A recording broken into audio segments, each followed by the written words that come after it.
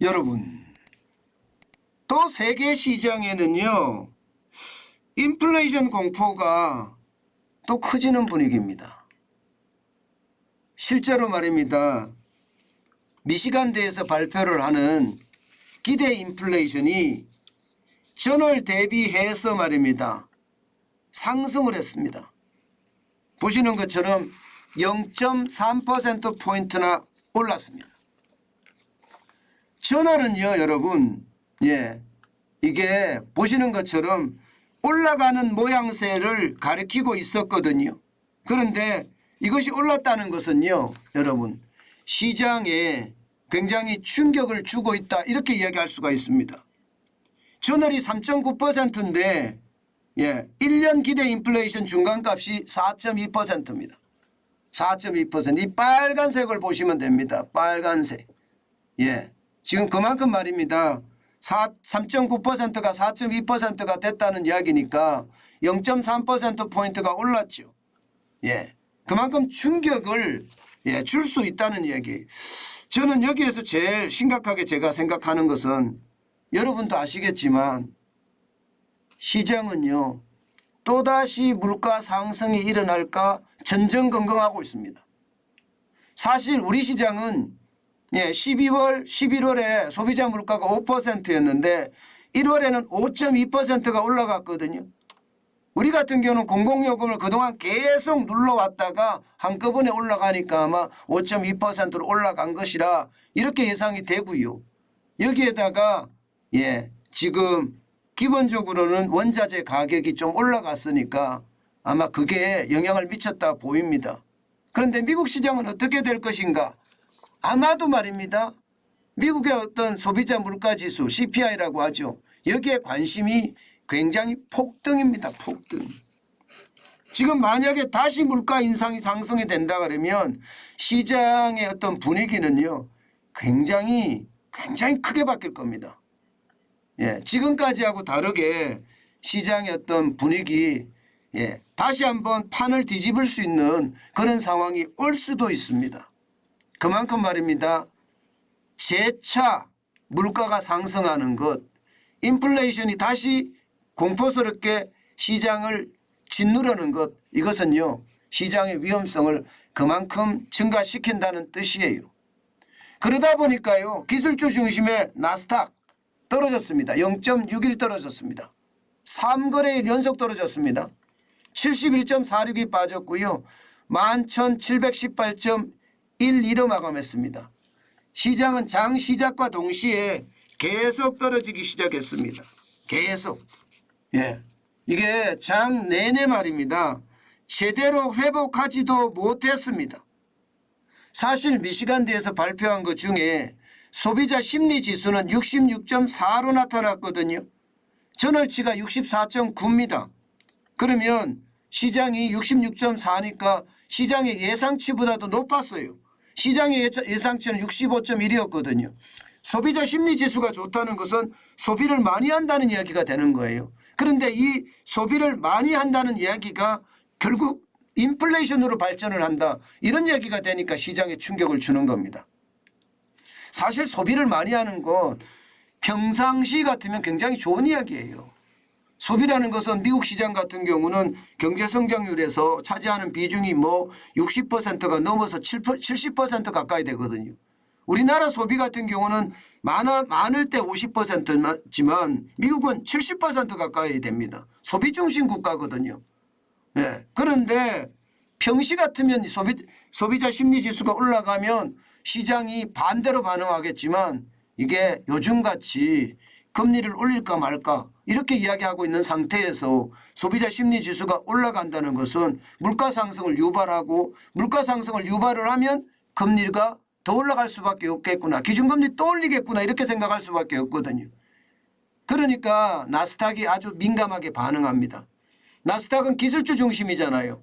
기술주라는 게 여러분 많은 돈을 빌려서 창업하는 경우가 많고, 그렇게 창업한 회사들이 결국 빅테크 기업으로 성장하잖아요.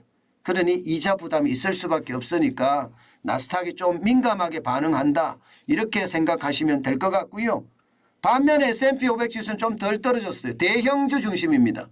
0.2% 올랐습니다.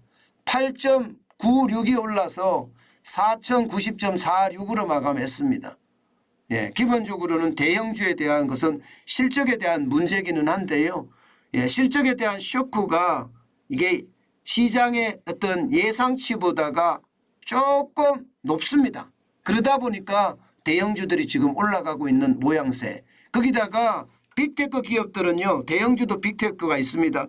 빅테크 기업들은 감원을 통해서 기업의 어떤 구조조정을 단행을 합니다. 그러다 보니까 주가가 올라가는 것도 있다. 이렇게 이해하시면 좋을 것 같고요. 다우산업지수 블루칩 지수의 중심입니다.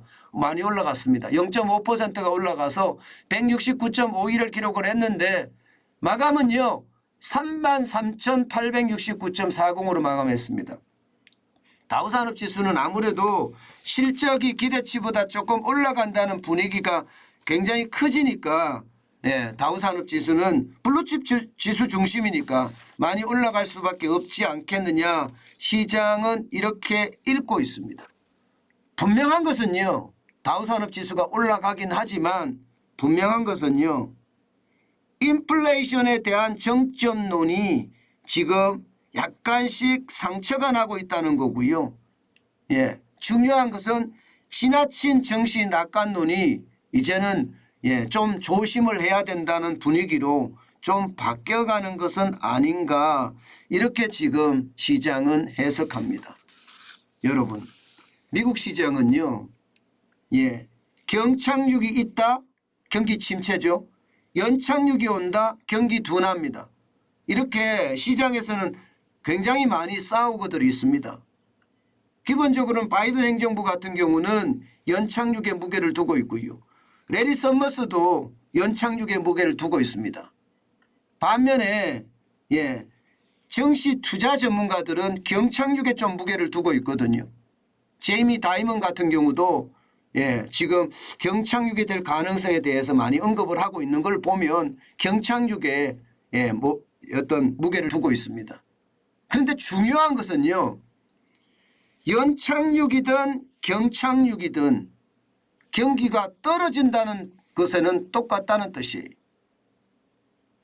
경착륙이 되면 어떻고 연착륙이 되면 어떨까? 경기는 결국은 떨어지니까. 그렇게 되면 주가는 빠질 수밖에 없습니다. 어느 쪽이든 말입니다. 그런데도 그걸 가지고 시장은 계속 다툼을 하고 있다는 것도 참 재미있는 이야기고요. 중요한 것은 그 다툼 속에서 말입니다. 시장은 핑계거리를 계속 찾는다. 뭐 그렇게 이야기해도 저는 틀리지 않다. 이렇게 생각합니다. 여러분 시장은요. 그만큼 불안이 좀 있는 거고요. 그 불안 속에서 모두가 핑계거리를 찾는다고 생각을 하시면 좀 더 좋을 거라고 생각이 들고요. 이를 우리 시장에 비교를 해보면요. 우리 시장은 미국 시장과 좀 별개로 분리해서 생각을 해야 됩니다. 왜냐하면 우리는 수출 중심의 국가고 그러다 보니까 세계 경제가 좋지 않으면 기업의 실적이 좋지 않습니다. 특히 말입니다. 수출 중심의 어떤 기업들은 실적 쇼크를 지금 겪고 있거든요. 그 실적 쇼크가 현재까지는요. 주가에 반영이 됐다고 이야기는 하지만 저는 생각이 좀 다르다고 계속 말씀을 드렸습니다. 외국인들이 미국이 이제 금리를 더 이상 인상하지 않는다. 뭐 이런 분위기가 충만하니까 그동안 신흥국에서 쭉 빠졌던 자금들이 다시 신흥국으로 쭉 몰려가는 느낌이거든요. 그런데 이게 어느 순간 훅 하고 빠질지 모른다는 게 제가 나름대로의 어떤 지표를 가지고 설명하는 부분이잖아요. 그렇기 때문에 너무 갑자기 너무 많이 들어오는 것도 문제다. 그런 생각하고 있고요. 이 실적에 대한 공포가 결국은 다시 인플레이션이 만약에 인플레이션의 어떤 물가가 상승을 한다면 터질 겁니다. 그때를 대비해야 되는 것도 여러분 우리는 항상 조심해야 됩니다. 제가 돌다리를 두드려서 가서 될 문제가 아니다. 이 말씀 많이 드리죠. 요즘은요. 오한마로 깨보고요. 오한마 하면 큰 망치잖아요. 쇠 망치입니다. 그걸로 깨보고 그리고 건너가야 된다. 저는 그렇게까지 생각을 합니다. 그만큼 시장의 불안 요소가 크다. 예, 이렇게 저는 생각하기 때문입니다.